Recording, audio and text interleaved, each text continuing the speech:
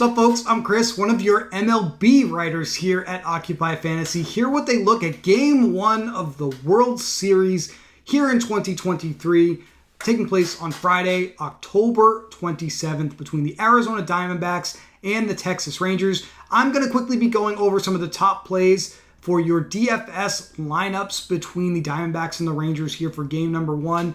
But most of all, this is really just kind of a farewell to MLB for the 2023 season and a thank you to you all for hanging with us throughout the season. We had a great time giving you MLB plugs throughout the spring and the summer. We had a preview video for the MLB playoffs from Nick, our MLB YouTube manager this season, and now that he has fully shifted over to NBA for you all every single day, I did just want to give him a complete tip of the cap and a thank you for doing a great job this season, giving you the game-by-game breakdowns that you looked for on Tuesdays and Saturdays throughout the MLB season, I believe most of the time there. So thank you to Nick, thank you to you all for watching our videos, subscribing to the channel, being interested in what we have for baseball from you. We know it's on the back burner to some of the other things that are going on now, so that's why we're not talking about it every day. But the World Series is something everyone gets excited about. And in Showdown, you're going to see a lot of ownership on the starting pitchers. We have Zach Gallen, a right-handed starter for the Arizona Diamondbacks, and we have playoff Nathan Eovaldi starting for the favored Texas Rangers here in this game.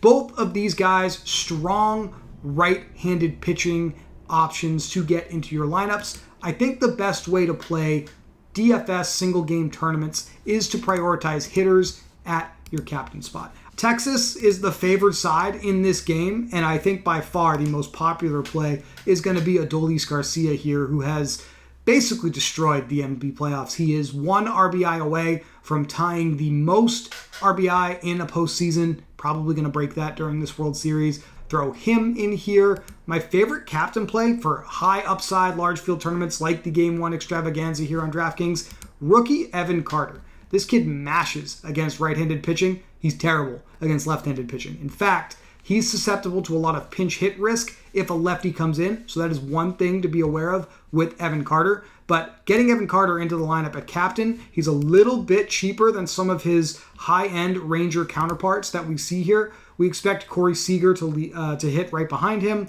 We expect Marcus Semien to lead off. And obviously we have Adolis Garcia hitting in the cleanup spot number 4. Same principles apply to building for Showdown as they do to the main slate a little bit. We do want to get some stacks with our hitters in our lineups. We know what the anticipated starting lineups are because thanks to some of the great writers at MLB.com, they've given us the expected lineups here in this article. I'll link the Game 1 preview, free for anyone to read on MLB.com, in the comments of this video when it posts. But we have Diamondback starting lineup here, and we have Rangers starting lineup here. So if you're going to go with the game script that the odds makers are projecting in this game, you could play Evan Carter, and then you could pair one of the hitters that hits right around him in the lineup, like Adolis Garcia, for some mini correlation there. And if you're going to build this way, you may want to get Eovaldi in there as well, because both starting pitchers are going to be the most popular plays on this slate. And if this game goes the way we want it to with these hitters, Eovaldi's probably on the mound long enough to benefit from that and give you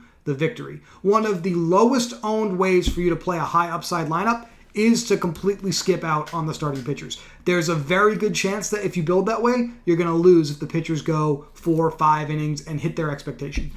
We have 2 really great starting pitchers that are going by regular season standards that are going to be pitching here. Zach Gallen made 34 starts in the regular season and actually was better than Eovaldi. He's the underdog side of this game on the road, and he gave up 5 home runs in the NLCS to the Texas Rangers. So I do think the baseball world is very down on Gallen right now because maybe some of the recent metrics aren't so great. But over the long haul of an entire season, Gallen was the better pitcher than Eovaldi this season. So that's something worth considering in your lineups. Something that could be kind of interesting here is actually going with Gallen over Eovaldi in a tournament and having a little more upside building this way. Looking at the hitters that have the best splits against right-handed pitching, since that's what's going to start this game, Evan Carter, not just my favorite captain pick here, also in a limited sample of 64 plate appearances in 2023, was the best hitter in this World Series against right-handed pitching this season. So that's another reason to consider him at the captain spot. His teammate, Corey Seager, who will actually hit behind him, was number 2 in this World Series in MLB this season by weighted runs created plus. So we get Corey Seager, Evan Carter, Adolis Garcia, a pitcher. We don't really have enough salary to finish out the lineup here because the floor of guys that are actually expected to play is right around $4,000 on this slate. So how are we going to get there? Well, if you're going to go with the Texas heavy build, I do think you can consider the relievers. There are 3 relievers for the Texas Rangers that should pitch in this game if it goes the way we expect. Moneyline is on their side. We expect the Rangers to win. They have had 3 relievers that have pitched in the postseason that have been reliable for them. Aroldis Chapman has a ton of strikeout upside. He probably will see at least an inning's worth of work. Josh Sborz will also see about an inning's worth of work. He has pitched in the postseason pretty heavily for them when needed in games that they needed to win. So expect him to be worked in. And then if they get to the 9th inning and they need to really close this thing out, we have Jose Leclerc as the last man out of the bullpen that will probably see opportunity for the Texas Rangers. Now, if this goes the other way and the Arizona Diamondbacks are winning late, Kevin Ginkel, he's a reliever option you can consider here. Paul Sewald, previously of the Seattle Mariners, will probably close things out for them. So Sewald, probably one of the better options to deploy from the Diamondbacks in the bullpen. Now, if you want to go the other direction here and go kind of Arizona heavy with your builds, Rookie of the Year almost certainly will be winning that award. Corbin Carroll is going to be the best Diamondback hitter to choose from in this game. Carroll had the 3rd best weighted runs created plus in MLB out of both teams in this World Series here. Has a really high isolated slugging, really high weighted on base average. He steals bases as well at a pretty high clip. We finally saw him do that in the NLCS. So Corbin Carroll, even though he's expensive, would be my favorite Diamondback hitter to get into lineups. And similar concept with Evan Carter. You want to make sure you get some of those Diamondback hitters featured around him in the starting lineup. Gabriel Moreno at catcher, probably going to be one of the higher owned options. Hits 3rd in the order is what we're anticipating, and his salary is pretty reasonable. And then obviously Ketel Marte, owner of the longest hitting streak in postseason baseball history this season. He'll be hitting right next to Corbin Carroll in the lineup as well. So those are the best hitters to get into a lineup around Corbin Carroll. 65, 66 per player remaining. If you do choose to build this exact trio into your lineup, you're probably trending towards not using a starting pitcher, but using a reliever does allow you to get a little bit more salary to work with to get some of those bats into your lineup, like maybe my favorite bat from Texas, Evan Carter, and another bat around 7,500 or less that will be able to get you over the goal line as far as building a viable lineup in high-risk contests for the World Series. Thank you for watching this really, really quick breakdown and video of the MLB World Series here.